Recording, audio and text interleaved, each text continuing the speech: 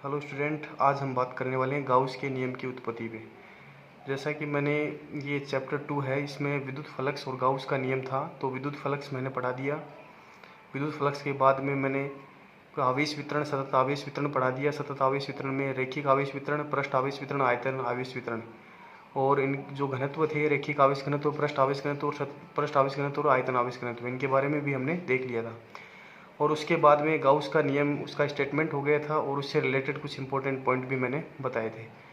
तो गाउस का नियम नॉर्मली डिफाइन किया जाए तो क्या होता है? गाउस का नियम, कोई भी बंद पृष्ठ है और वो विद्युत क्षेत्र में स्थित है। कोई क्लोज सरफेस होगी, इमेजिनरी है, काल्पनिक बंद पृष्ठ है और वो किसी विद्युत क्षेत्र में स्थित है, तो उस बंद पृष्ठ से जो लिंक फ्लक्स होता है, उससे जुड़ा हुआ फ्लक्स, मतलब उससे कनेक्ट जो फ्लक्स है, उस फ्लक्स का मान उस बंद पृष्ठ में उपस्थित कुल आवेश और 1/ε0 के गुणनफल के बराबर होता है। तो ये बात याद रखिएगा, फाई बराबर समेशन Q/ε0। समेशन Q का मतलब उस बंद पृष्ठ के द्वारा परिबद्ध आवेश की मात्रा होती है। ठीक है, तो ये गाउस का नियम का जो स्टेटमेंट था ये मैंने बताया था। अब उससे रिलेटेड कुछ इंपॉर्टेंट बातें भी मैंने की थी। आज हम बात करेंगे गाउस के नियम की उत्पत्ति, ये किस प्रकार से हम गाउस के नियम को डेरिवेटिव करेंगे। तो देखिए, ध्यान से सुनिए, इसका डेरिवेशन सुनिए।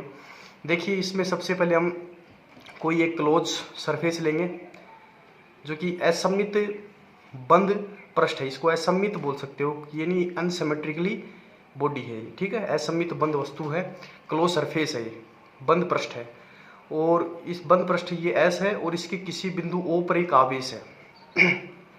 आवेश क्या है? क्यू आवेश स्थित है और इस आवेश ओ से स्मॉल आर दूरी पर एक क्या ले लिया मैंने, इस परिधि पर क्या लिया, एक क्षेत्रफल अल्पांश डीए की कल्पना की। क्षेत्रफल अल्पांश डीए की हम क्या करते हैं, यहाँ कल्पना करते हैं। ठीक है भाई, देखिए ये पूरा क्या है, एक बंद पृष्ठ हो गया। ठीक है, इसमें काल्पनिक बंद पृष्ठ लेनी पड़ेगी और बंद पृष्ठ के सेंटर पर क्या है, आवेश क्यू स्थित है।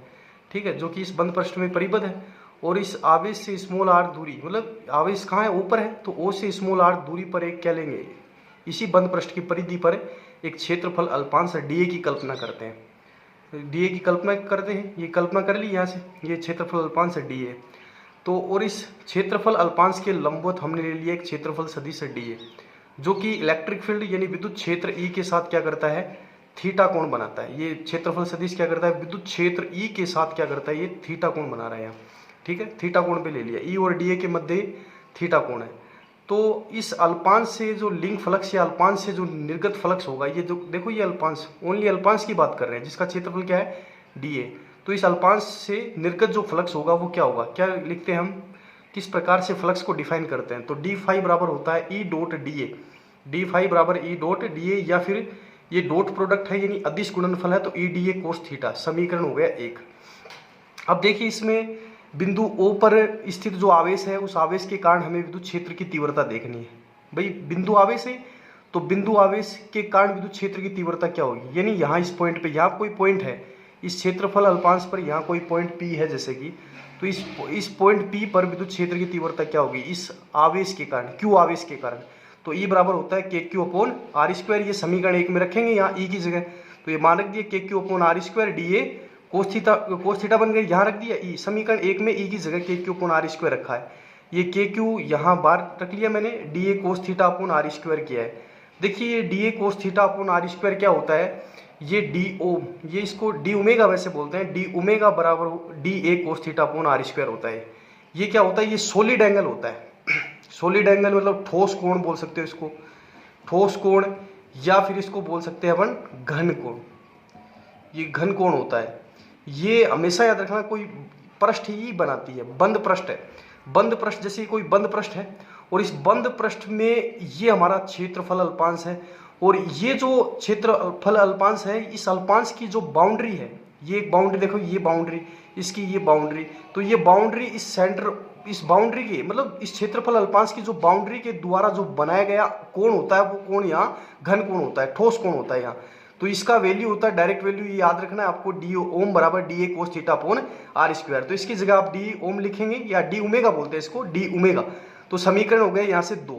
अब देखिए संपूर्ण पृष्ठ से निर्गत विद्युत फ्लक्स क्या होगा, भाई हमने तो खाली एक क्षेत्रफल अल्पांश की बात की है, ये पूरी की पूरी बंद पृष्ठ ऐसे बहुत सारे क्षेत्रफल अल्पांशों से मिलकर बनी है।